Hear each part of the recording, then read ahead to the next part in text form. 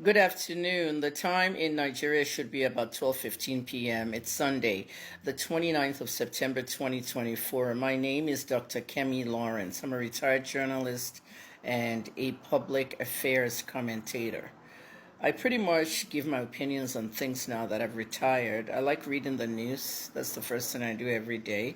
I've been a journalist for 30 years and I retired honorably in February of 2024. I started in February 1994. Now, we have breaking news coming out of Nigeria where we're learning that the crossdresser Bobrisky has now filed a lawsuit against Very Dark Man, the Nigerian social media personality. He says he's not an activist and calls himself online police. The suit is showing 1 billion naira in damages to Bobrisky for defamation. So I want to pretty much explain what's going on here to you. And I want to thank those of you that have been watching all my broadcasts on this matter. Don't forget, share these videos, okay? And be careful, content creators. If you're going to use my video to create content, make sure you credit my handle. Okay, Kemi Talks AI on TikTok. I don't want to pull down people's pages. I've been doing that all week and it's very tedious and it ruins other people's work. So don't do that. Well, let's go back to Bobrisky.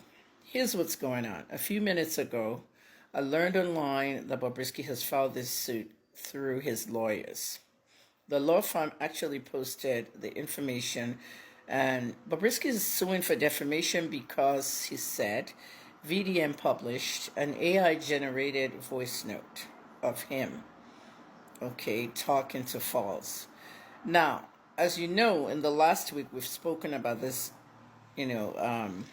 voice note. Bobrisky denied the voice note. Then a screenshot of a conversation between Radio God and Bobrisky leaked to the public, showing why did you leak this, voice note? Who leaked the voice note conversations? Then, Mr. Folari Falana of the FFC, the Falana Family Cartel, also replied VDM, pretty much saying that he did not initiate a call with Bobrisky, and that Bobrisky was the one that called him first. Now, that right there confirms that they spoke. Now, let's talk about this audio. I'm a media professional. Me, I've retired 30 years, like I always brag my career, education, but some people do retire at 30 years too. Most journalists go out at 35, but some people like Bola Musura, my friend at VBC, Bola went out and retired at 30 years. But that's not to say Bola is sitting in her house watching TV and doing other things. She rarely tweets anymore, but I'm using this to give you an example that retirement doesn't mean the end of everything. You still have to know what the latest trends are in technology, especially artificial intelligence. Now, a lot of people tell me they like my accent, they like this. It's not my accent. I don't have an accent whatsoever. What you like is my voice, and it's the voice of a trained broadcaster. All right, there's a language I can't even speak. I can't even read or write. Okay, and it's Yoruba, and that's my indigenous language. I can only speak it. I cannot read or write it.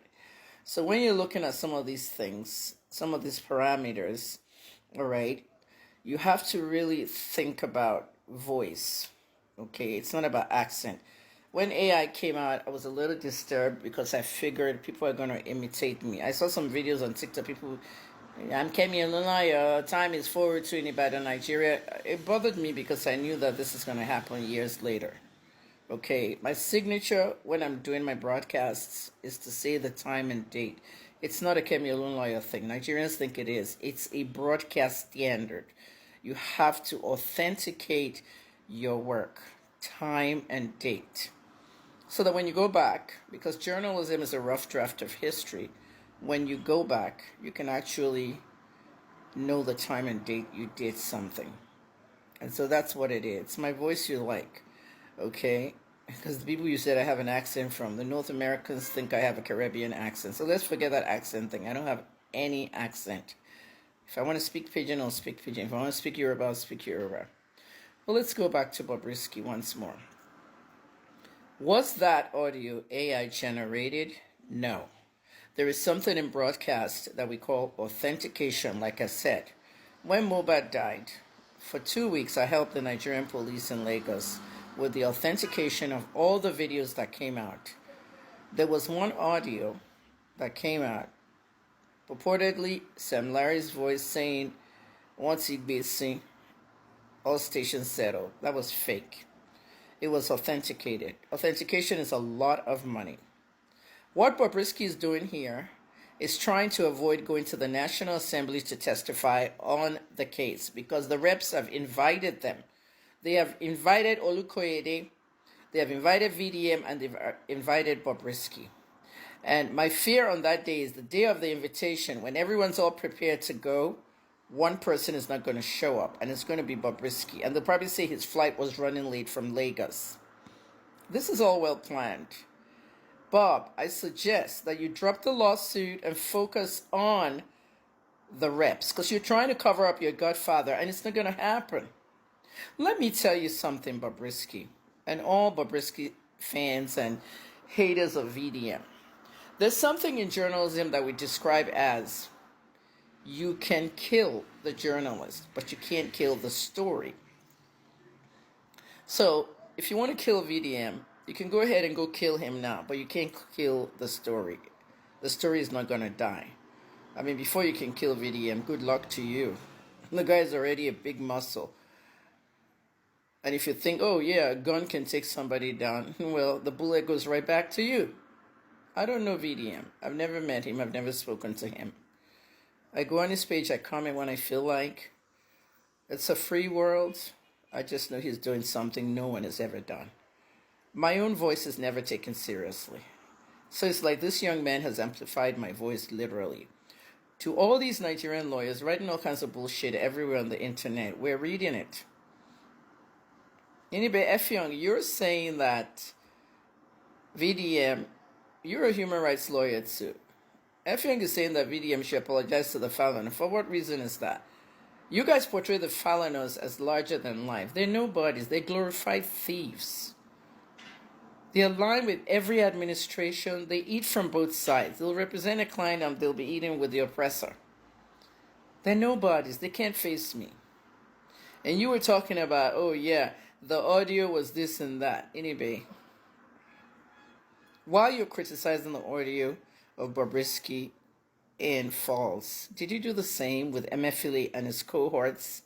When Sowore leaked that audio in Sahara Reporters, what happened to him? Did they not arrest Sowore and keep him in prison and say it's because of revolution? Now, when we all know it was for the CBN audio, Emefiele was heard in that audio saying, where do we hide this money? How do we hide it? The 20 million oil money missing, dollars. Did you say anything? No, you didn't. So now you're talking, eh? All of you. And who is that Monsieur Avril or somebody? A lawyer that's saying that VDM slowed down the case of Mohbad by trolling a widow? Monsieur, whoever you are, face me, don't face VDM.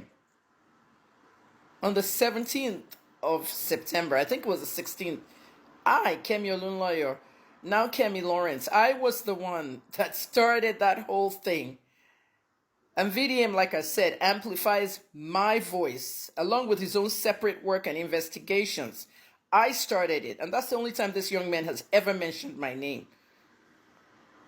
On a video he did around the 18th of September 2023 to Karimo. If Kemi Olunloyo is lying about the paternity of your nephew, then sue her. We can pull these things out on the internet. So don't face him, face me. I'm the one that delayed that stuff, okay?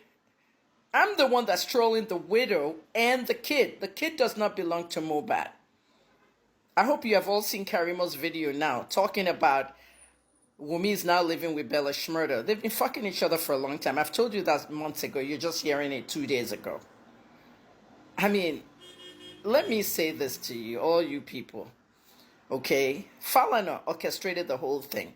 Falakemi, I'm coming for you today on that thing you did at the inquest, banning journalists outside. Your father's putting you on the forefront. An entertainment lawyer who tried to take down Marlian Music, who went to TV and radio stations to take down the music. Falana, you guys are done. We're canceling you. Bobrisky dropped the case. We have the audio. Many journalists have that audio. we're going to